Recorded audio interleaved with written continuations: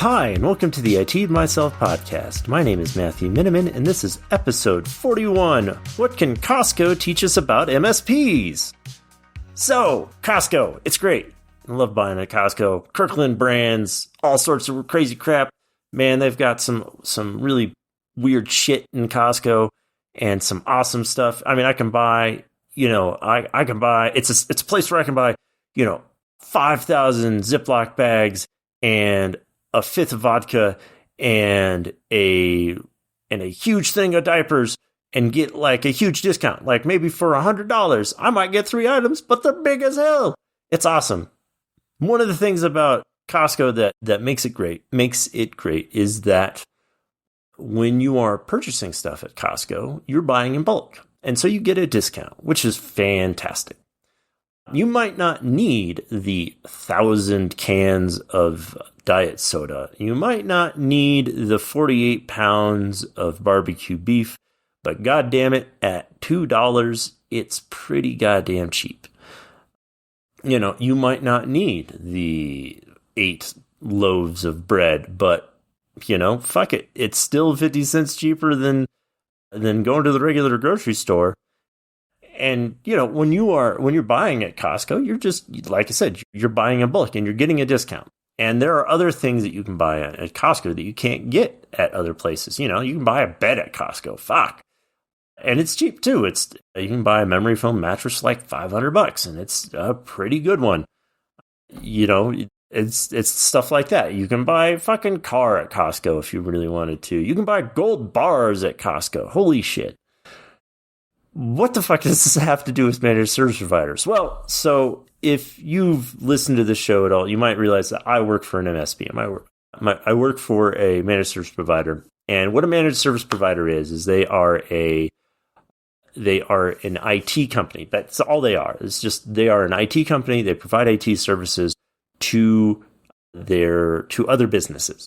And so the primary money spot for MSPs is to go after small companies that have technology such as doctors' offices, and they have a dependency on technology, but they don't have the skill set to do that. And to hire that skill set would not make sense for them, because hiring an entire full-time equivalent 80 hours or 40 hours a week person does not make financial sense. So what they do is they basically take a portion of the money that they would spend on an IT person every month and spend that on an MSP that can provide those services in bulk. And what you get with an MSP is you don't get just one guy, because if you hire just an IT guy, all you get is one guy. But if you hire an MSP, you get a team that has a varied level of skill sets. You have people who are specifically trained for handling customer calls. You have people who are specifically trained for handling servers.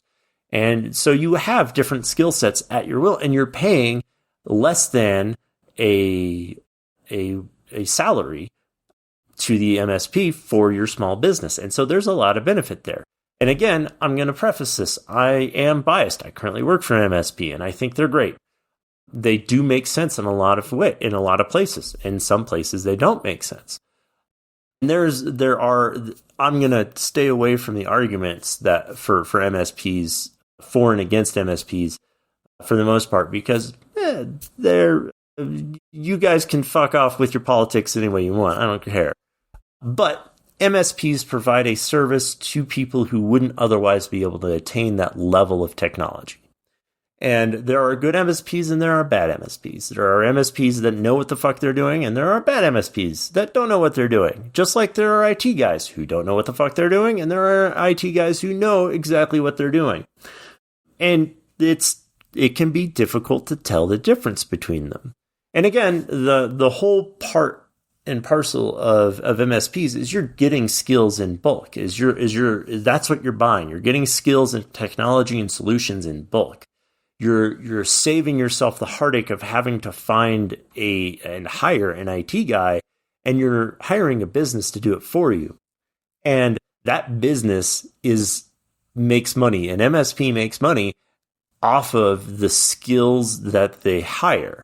They don't make money by doing a bad job, because when they do a bad job, their clients suffer and their clients go out of business, and then they go out of business. So MSPs have a vested interest in making sure that their clients continue to do business and to do business well. So as an MSP, they're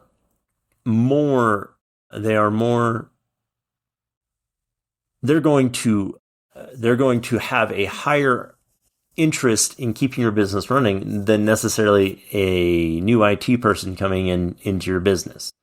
For instance, if you have an MSP that you've hired and you treat them like shit, the MSP is going to go, well, we're not going to fucking talk to you, but we'll still do business because we like your paycheck. However, if you do that to an IT guy, he might just walk the fuck out, and you may never see him again, and you might not know until shit goes wrong. But also, an MSP has the capacity for other things, such as an MSP can receive specific qualifications to make that to get them to a specific point, and then that would get you to a specific point. For instance, when you are dealing with government technologies, there is a compliance framework in place, or that will be in place at least, called CMMC. And it's basically just a cybersecurity maturity model that identifies how your technology stack is secured, how you monitor it, and how you build your protections around the government's information. And so that's in essence what it is. And as a single entity, as a single company, it can be very difficult to get to the point where you have yourself compliant to CMMC. However, if you have a partner in an MSP that already has all of these things figured out for you, and all you need to do is sort of adopt some of the things that they're doing and then create your own documentation, that makes the level of entry so much lower. The barrier of entry becomes almost trivial at that point. You just write some documentation and then tell your MSP to go to do what they do. And that solves a problem. That gets your company from being non-compliant to being compliant in the eyes of the government. And this is true with a lot of other compliances: PCI, SOX, HIPAA, NIST 800-171, ISO 27001. These are all compliance frameworks where an MSP can directly assist and get you compliant. And so they assist you not only in the fact that, hey, they're providing you technology, they're providing you support resources, but they're also providing you compliance resources as well. They're providing you a way to be compliant that makes your job as a business owner easier. Now, that's not to say that it's completely a flawless and easy button solution. There, you still do have to do work. Again, you do have to create those policies by yourself. And no MSP out there is going to just give you documentation and say, tell them this, and that's it. No, it is a partnership, and they will work with you to get those answers, but it does need to come on your letterhead and from you with your information in it. Now, the drawbacks to MSPs are things have been publicized far and wide. So one of the drawbacks is that if an MSP gets compromised, then several businesses get compromised. We saw this in Europe. There was a grocery chain in Europe that used a specific MSP, and this MSP got compromised because one of their techs wasn't following proper security protocols, and basically got every single store in that grocery chain compromised. And people couldn't check out, they couldn't buy food, and it was a huge problem because some places that's the only grocery store within miles and miles. So there are drawbacks. You do open yourself up to certain risks, but again, it's just like with hiring an IT person. You can have bad MSPs and you can have good MSPs. You can have MSPs that have security practices in place. You can have MSPs that have a plan, and you can have bad ones. And so knowing the difference is going to be kind of key, but you're going to have to search for that information, just like you're going to have to try to figure out if an IT guy knows the fuck he's talking about or not. And sometimes it can be difficult to do that because MSPs are run by IT guys, and IT guys in general are very, pedantic, just completely honest. We're all pedantic. And if you're an IT guy that says, I'm not pedantic, you're fucking pedantic, dude. Just shut the fuck up. Anyways, it is difficult to understand if an IT guy is bullshitting you without knowing what they're talking about. And sometimes it's hard to understand if you don't already have a certification in that field. And so it is good, if you're looking for an MSP, it is good to get a second opinion from somebody, or to get references from other companies that MSP does business with. For instance, there is a national or nationwide MSP for the United States. I don't remember what their name is because they just got bought out by another company. But and I won't say their name because I don't want to get sued, but we, as an MSP, as a small MSP, we love taking their clients. And every time we've taken one of their clients, they're like, this company has just been the absolute fucking worst. They don't call us back. They don't fulfill their SLAs, service level agreements. They don't have any sort of, they don't support this. They don't support that. They tell us no when we ask them questions about this. And, those are things that you can find out from an MSP if you can check the references. If it's one of these national chains, they may not have that. They may not allow you to check their references. And that's where I would be like, fuck you, I'm going to go with a smaller MSP.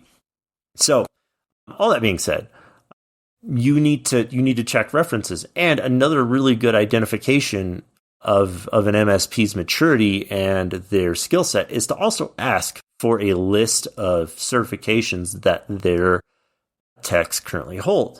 Now, some MSPs, or a lot of MSPs, actually don't require their techs to get certifications, and that's actually one of the benefits of working in an MSP, is that you oftentimes don't have to get a certification in order to succeed. However, it is a good indication of how mature they are, whether or not they do have certifications. I know in my company, we have probably 120 different certifications across the 18 people that work there. And so, those levels of certifications, that's a big number. Now, the number doesn't necessarily mean anything. It's what the certifications are for. So, knowing that I'm a CISSP and that I have that I'm also a certified network defender, and that I have a CISA plus, or a CASP, certified advanced security practitioner from CompTIA. I've got all of these different certifications. You can kind of know and feel good about the fact that I know what the fuck I'm talking about when it comes to security. I may not know anything when it comes to Windows machines, and I may not know dick about networking, but at least I know security. And you can pretty much know that with an MSP or with another IT person based on the certifications that they hold. And a good source for that is to get Credly information. If you don't know what Credly is basically, it's just a place where you can validate that people have certifications.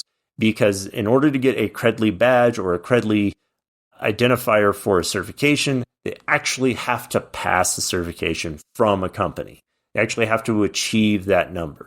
Now, I would be very wary of those people who get their certifications from boot camps, because that means they spent 3 days in a conference room basically being taught how to pass a test and not necessarily how to do the work. But they can also be legitimate holders of certifications. Now, all that being said, another way to identify an MSP as being valid or not is to just look at their technology stack. Look at what they're using. Look at their website. I mean, if their website looks like they're from 1995, you can pretty much guarantee that their technology stack looks like it's from 1995. You can look up what makes a successful technology stack, or you can look up all of the different aspects of a technology stack. But you should have an idea of what you're looking for and ask questions from your MSP. Do they have the tools necessary to do these things, such as patch management, remote assistance, remote isolation, security orchestration, or an automated response? Do you have an automation technique? Do you do SIM? Do you have an XDR platform? Do you provide credential monitoring? Do you provide privileged identity management? Do you provide password management? Do you provide coffee on the weekends? I don't know. You come up with all these questions. These are all things you can ask. These are all check boxes for an MSP to see if they have a mature stack or not. Because if they don't have a mature stack, then the quality of their response to you might be bad. Now, also understanding that a benefit of having an MSP by far than having an IT guy is that an MSP has a contractual obligation to what we call a service level agreement. And your service level agreement is basically, this is how long an issue is allowed to be open before we are legally liable for this problem. And so for an MSP, your SLA should be able to reflect how good you are of a company.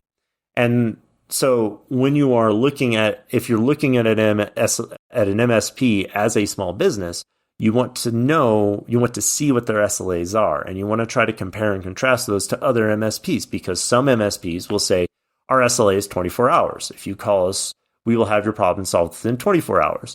Some folks will say, well, if you call us, we'll have your problem solved within an hour. And there may be a significant cost difference between the two, but at least you'll find that information. And so your SLA is important to identify and make sure that you hold your MSP to, because if you don't, again, you can run into problems where your SLA doesn't mean anything, and you are effectively opening up tickets with your MSP, and all they're doing is ignoring them. So that's one way to look at MSPs and audit them and try to identify them. Another way to sort of vet your MSPs is to perform your own research on their system. Look at their LinkedIn, look at their website, and try to identify what's going on.